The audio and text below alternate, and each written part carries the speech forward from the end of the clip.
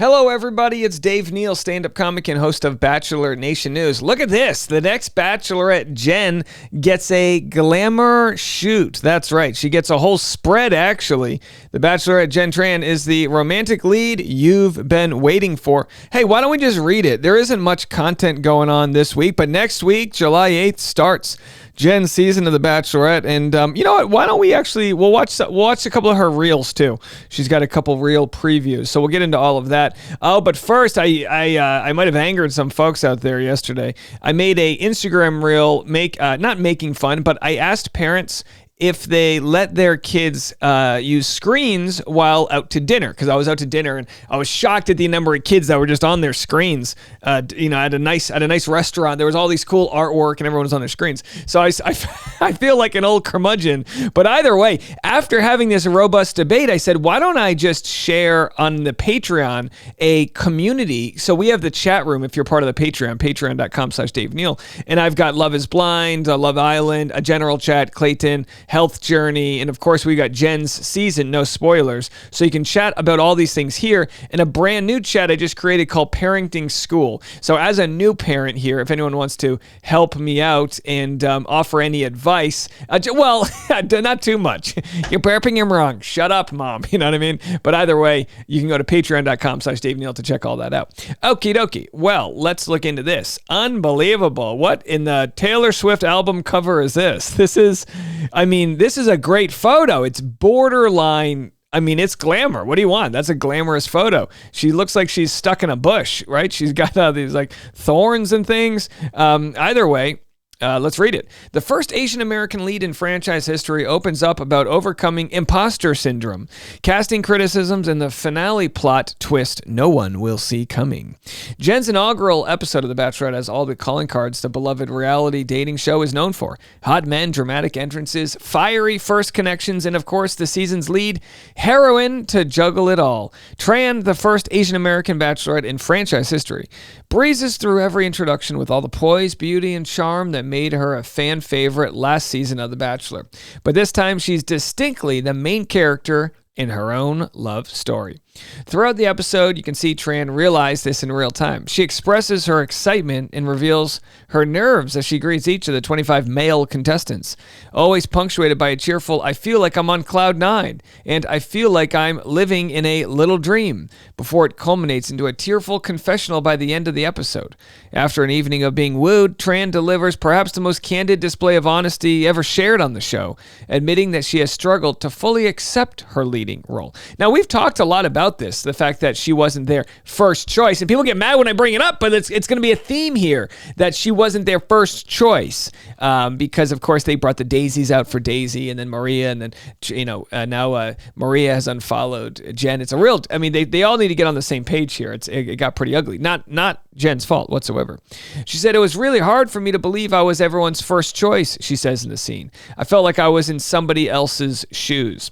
It's a sentiment many Asian American women, including me, can relate to, and watching Tran admit this in such plain words is equally heartbreaking and inspiring.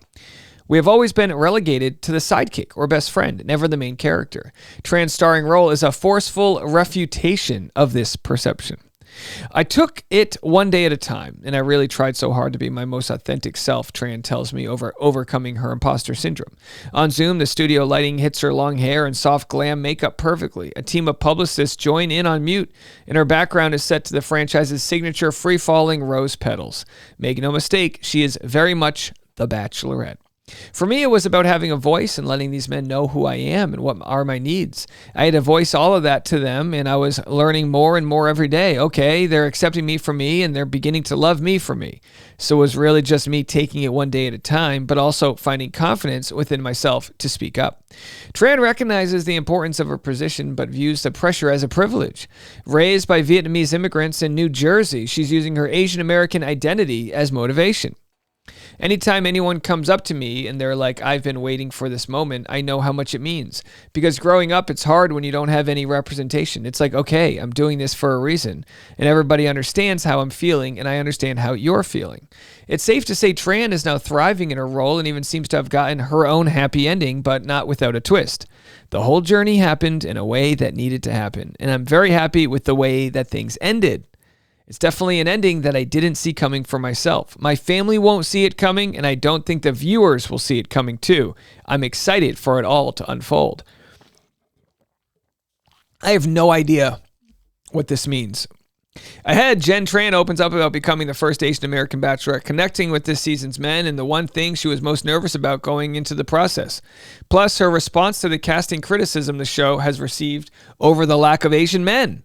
Again, they only cast, I think, one Asian man on the season, but it's also believed that they were not casting it for Jen.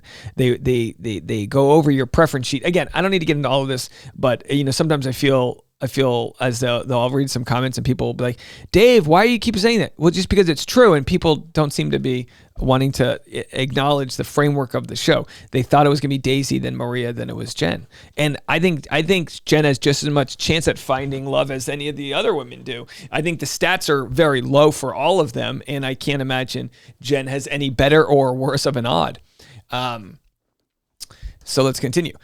Going into this, Glamour asks, what were you most excited about and what were you the most nervous about? She said, I was most excited to meet the men, obviously on night one, and excited for just the connections that were going to be made.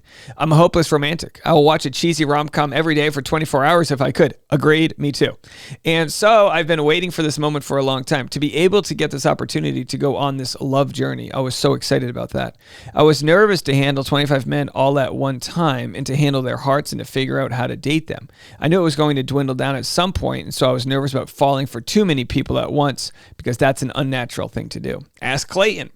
How overwhelming was it meeting all the men at the same time? It was very overwhelming, and I won't lie to you. I could not remember everyone's names all on night one, which I felt really bad about. But I was also pulled in so many different directions, so it was overwhelming. But I was just so excited and grateful all night long because these men were just so sweet and put in so much effort. They were also thoughtful, so I felt really lucky. You also had a really lovely moment with Thomas, where you talked about your backgrounds and your culture. What did it mean for you to share that together? That was probably one of my favorite conversations, and I think back to it a lot because it's not every day that you get to bond with someone on your immigrant parents and you get to connect with somebody on that level because not everybody can understand that. That was a really special conversation for me because he really understood where I was coming from, and my family means everything to me. Knowing that my parents immigrated over here to give me a better life, the sacrifices that they made, and the internal battle that I have with giving back to them and everything in every way that I could, but still trying to be independent. Being a child of immigrant parents is something that not everybody can understand. And so having that conversation with Thomas really meant the world. Now, not to interject here, but a little bit about people that, a little bit about me that people don't know is that my father's last wife before he passed away was Vietnamese, or is Vietnamese. She's alive, and her daughter both immigrated to the U.S. My father was a Vietnam veteran, served multiple tours in Vietnam, and would travel back to Vietnam, I think, yearly. I've never been. I've only been to, I got so close, Vietnam's not far from Thailand, and we were going to try to make it from Thailand over there, but we didn't make it. But I hear nothing but amazing things about the tourism in Vietnam. I hear it's beautiful. And anyway, I'm hoping that we get a little bit of that insight from Jen or her parents about maybe what it was like coming from there. So and again, that's all about building empathy and learning more about different cultures that I love. I love it when the show brings that out. So there's Thomas. He's probably one of the only men you could connect with on that level. Do you wish you had more men who came from the same culture and background? All right, now here's where it gets a little interesting. She said, yeah, I can't really speak to the casting process and the decisions that were made, but it is unfortunate that there weren't a lot of Asian men this season. Asian men haven't always seen themselves in this position, and I'm hoping that me being here and Thomas being here, that the both of us can inspire other Asian men to realize that they can do this too if they want. They can be in this position as well. I'm hoping that it inspires them. And who knows what the casting process is? They're not too open about it. Generally, they need to do a better job of targeting demographics that show, different cultural identities. Clearly, that's been a problem since this is 20 years in and it's our first Asian lead, right? One moment that really resonated with me was when you got emotional about all the attention you were receiving from the men. As an Asian American girl, I grew up in a not so diverse environment, so I was wondering if that was the same for you. Jen responded, yeah, absolutely. I grew up in a very mainly white suburban town, and so I've always felt like the other. I was a minority. I never felt like I fit in. Growing up, I never really felt like I was anybody's first choice because I was unique in my own way, and I didn't always see it as a strength or a superpower. I always wanted to shy away from it and be like everybody else. But I've come to a point in my life now where I'm so proud of who I am and where I come from. I'm excited to be able to share that with everybody. But yeah, in that environment, it was really heartwarming for me because I've never felt like I had been wanted in that way. If we take it another step further, Southeast Asian women really don't have as much visibility or fit into mainstream beauty standards as much. It was a moment where I was watching the show and thought, whoa, that's something I completely identify with. Jen responds, it's a really tough feeling to navigate and pinpoint because sometimes you're like, why am I feeling this way? And it's like, well, if you really look at it, my entire life, I've been the other person on the outside looking in. That's why being in this position means so much. It's because people like us can see this and be like, you know what? It doesn't need to be that way. The question was, what was the biggest thing you learned about yourself from the experience? That it's okay to have a voice. Because I wasn't so confident in myself, I was so unsure of my identity. I really shied away from voicing my opinion or standing up for what was right or standing up for myself. What I learned is if you don't stand up for yourself, nobody will. And if you don't voice your opinions and tell people what you need from them or who you really are, then they're never really going to know you and understand you. And then you're kind of running away from yourself your whole life, right? So throughout the journey, it was nice for me to have these moments and realize that I am my own person and confident enough to voice my opinion. I'm confident enough to stand up for myself because that's what makes me me. Wow. And then there she is with Jesse Palmer.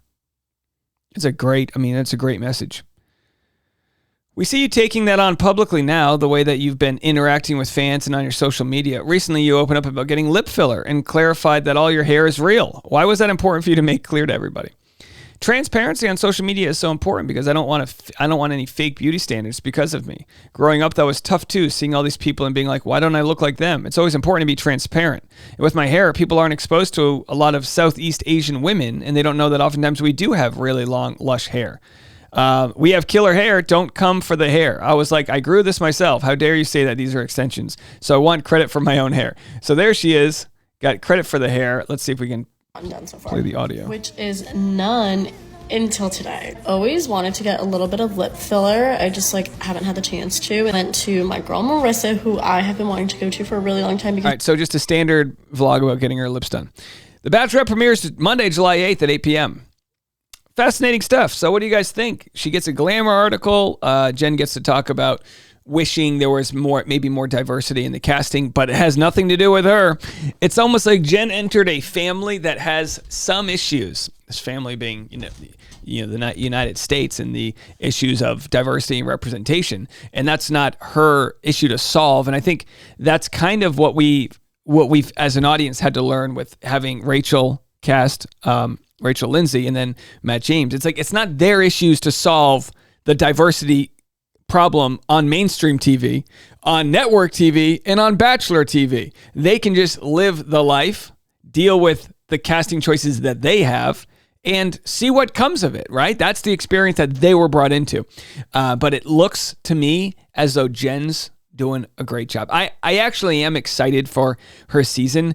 I don't know if it'll do well, being it in the dead heat of the summer. Just looking this week at the views, my guess is this will not be you tell me. I want every video to do well. My guess is this won't be a video that people clamor to come run to, but it's one worth watching as we watch Jen learn and grow in her journey as Bachelorette. Looking forward to it.